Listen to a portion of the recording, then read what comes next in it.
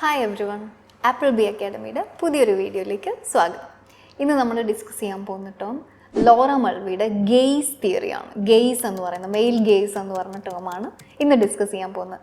ഇതിനെപ്പറ്റി ഡിസ്കസ് ചെയ്തത് visual pleasure and narrative cinema എന്ന് പറയുന്ന എസ്സേയിലാണ്.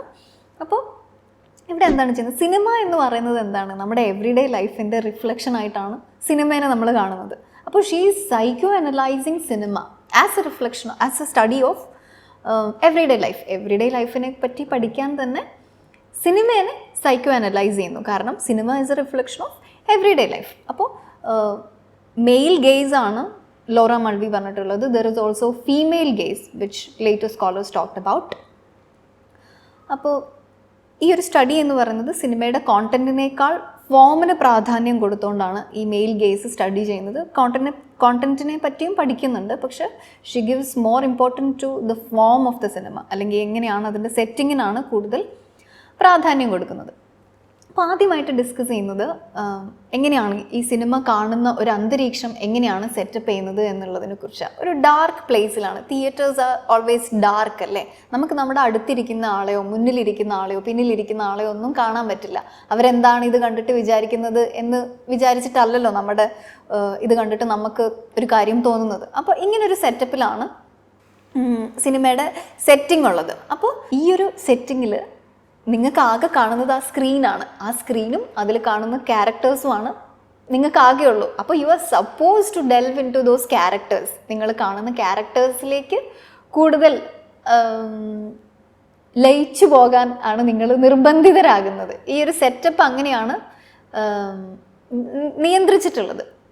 അപ്പോൾ ഇതിനാണ് ഈ സ്കോപ്പോഫീലിയ എന്ന് പറയുന്നത്. സ്കോപ്പോഫീലിയ എന്ന് പറഞ്ഞു കഴിഞ്ഞാൽ ഒരു desire to look at something. ഈ സ്കോപ്പോഫീലിയ ജനിപ്പിക്കാൻ വേണ്ടിയിട്ടാണ് ഇങ്ങനെയൊരു സിനിമയുടെ സെറ്റിംഗ് തന്നെ ഇങ്ങനെ ആക്കിയിട്ടുള്ളത് എന്നാണ് ലോറ മൾവി പറയുന്നത്.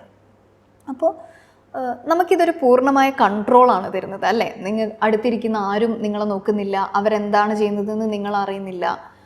അതുപോലെ തന്നെ സിനിമയിലുള്ള ക്യാരക്ടേഴ്സോ സിനിമയോ നിങ്ങളെ കാണുന്നില്ല, നിങ്ങൾക്ക് അതിൻ്റെ മുകളിൽ പൂർണ്ണമായ കൺട്രോൾ കിട്ടുകയാണ്. അപ്പോൾ ഇതും ഈ സ്കോപ്പോഫീലിയ ജനിപ്പിക്കാൻ ഒരു പ്രധാന കാരണമാണ്. നമ്മൾ എന്ത് കാണുമ്പോഴും നമ്മളത് നമുക്ക് മനസ്സിലാവുന്ന ഒരു രീതിയിൽ അതിനൊരു മീനിങ് ഉണ്ടാക്കുമല്ലേ. You make it intelligible to you. അപ്പോൾ ഇതും ഈ സ്കോപ്പോഫീലിയയുടെ ഒരു ഭാഗമാണ്. നമുക്ക് അതിന് പൂർണ്ണമായിട്ട് we get control over it.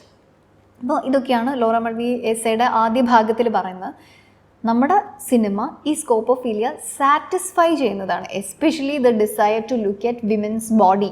അതാണ് ലോറ മൾവി ഡിസ്കസ് ചെയ്യുന്നത്. ഈ സ്കോപ്പോഫീലിയ സാറ്റിസ്ഫൈ ചെയ്യുന്ന രീതിയിലാണ് സിനിമയുടെ ഷൂട്ടിംഗ് മുതൽ ക്യാമറ ലെൻസ് പോലും സെറ്റ് ചെയ്തിരിക്കുന്നത് ഈ സ്കോപ്പോഫീലിയ സാറ്റിസ്ഫൈ ചെയ്യുന്ന രീതിയിലാണ്. അതായത് ഒരു പുരുഷൻ നോക്കി മെയിൽ പോയിന്റ് ഓഫ് വ്യൂവിലാണ് എല്ലാ കാര്യങ്ങളും സെറ്റ് ചെയ്തിരിക്കുന്നത് എന്നാണ് ലോറ മൾവി പറയുന്നത്. അപ്പോൾ ഇത്രയും നേരം നമ്മൾ ഫോമിനെ കുറിച്ചാണ് സംസാരിച്ചത്. മറ്റൊരു ഡിസയറും കൂടെ സിനിമ സാറ്റിസ്ഫൈ ചെയ്യുന്നുണ്ട്. ആ ഡിസയർ എന്താ?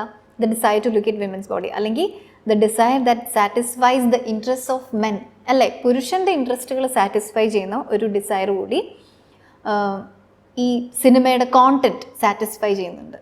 ഇതിനാണ് മെയിൽ ഗെയ്സ് എന്ന് ലോറ മൾവി വിളിക്കുന്നത്. രണ്ട് തരത്തിലുള്ള ക്യാരക്ടേഴ്സാണ് പ്രധാനമായിട്ടും നമുക്ക് സിനിമയിൽ കാണാൻ പറ്റുന്നത്. ഒരു ക്യാരക്ടർ എന്ന് പറഞ്ഞാൽ women presented as objects for men to look at. അതാണ് ഒരു മെയിൽ വ്യൂവേഴ്സിന് ഒബ്ജക്റ്റിഫൈ ചെയ്യാൻ വേണ്ടി കൊടുത്തിരിക്കുന്ന ഫീമെയിൽ ക്യാരക്ടേഴ്സ്. രണ്ടാമത്തെ കാറ്റഗറി എന്ന് പറഞ്ഞു കഴിഞ്ഞാൽ they are strong male characters for the male audience to imitate അല്ലെങ്കിൽ വേർഷിപ്പ് ചെയ്യാൻ വേണ്ടിയിട്ട് കൊടുത്തിരിക്കുന്ന സ്ട്രോങ് മെയിൽ ക്യാരക്ടേഴ്സ്. ഇത് കണ്ടിട്ട് നമുക്ക് വേണമെങ്കിൽ ആരാധിക്കാം, നമുക്ക് മെയിൽ വ്യൂവേഴ്സിന് വേണമെങ്കിൽ ആരാധിക്കാം, വേർഷിപ്പ് ചെയ്യാം, ഇമിറ്റേറ്റ് ചെയ്യാം. ഇങ്ങനെയൊക്കെ ചെയ്യാൻ വേണ്ടിയിട്ടുള്ള ഒരു കാറ്റഗറിയാണ് മറ്റൊരു ഗ്രൂപ്പ് ഓഫ് ക്യാരക്ടേഴ്സ് നമ്മൾ കാണുന്നത്. അപ്പോൾ സ്ക്രീനിൽ കാണുന്ന men are always active characters and women are always passive characters. ഇങ്ങനത്തെ കാര്യങ്ങളാണ് ലോറ മൾവി ഇതിൽ നമ്മളോട് ഡിസ്കസ് ചെയ്യുന്നത്. അതായത് women are always given a passive role. ഒരു ലീഡിങ് റോളോ അല്ലെങ്കിൽ ഒരു ആക്റ്റീവ് റോളോ സ്ത്രീകൾ ചെയ്യുന്നതായിട്ട് കൺവെൻഷനലി സിനിമയിൽ കണ്ടുവരുന്നുണ്ടായിരുന്നില്ല എന്നാണ് പറയുന്നത്.